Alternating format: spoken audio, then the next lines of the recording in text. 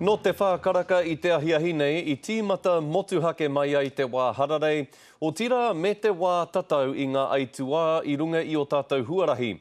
Nā kona anō i puta mai ai ngā whakatūpato a te manatū Pirihimana, kia āta haere i runga i ngā huarahi, kia ora ai. Kei a Heta Gardner, ngā whakamahuki. He whakatūpatotanga ka rāngona ia Kirihimete. Kia tūpato, kia āta haere i runga i te huarahi, na koina te menui. Mai tēnei rā tae noa ki te rima o ngā rā okohi tātea koina te aki nui. I te tau 2007, te kauma waru ngā parekura i runga i o tātou rori i roto i te wā o ngā hararei. I piki taua nama ki te 25 i te tau 2008, mo te tau kua pahure i heke te nama ki te 13. Hei tā wali haumaha me matāra tonu tātou. I heke ngā matinga i te rātau mai te 25 ki te 13, engari ko taua namba he 13 nui rawa, e nui rawa. Ko te tino mōreareatanga kei runga i ngā rori matua.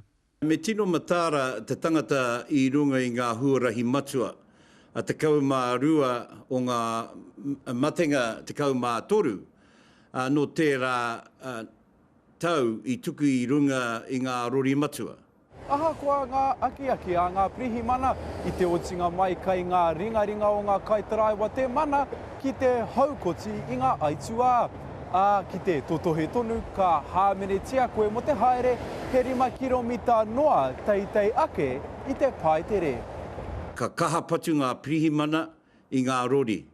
Engari, kaore kei a mātou te āheinga ki te whakakore i ngā parekura, kei a koutou ngā kaitaraiwa. Ko tahi te aki a Wally. I mua i tō kuhunga ki tō motuka, me whakaaro koe mō tō whānau, e tatari mai ana mau i te rātaha, ki āta haere. Hei te otinga o te wā hararei ka kite mena ka taka taua aki ki runga taringa turi. Heta Gardner, Te Karere.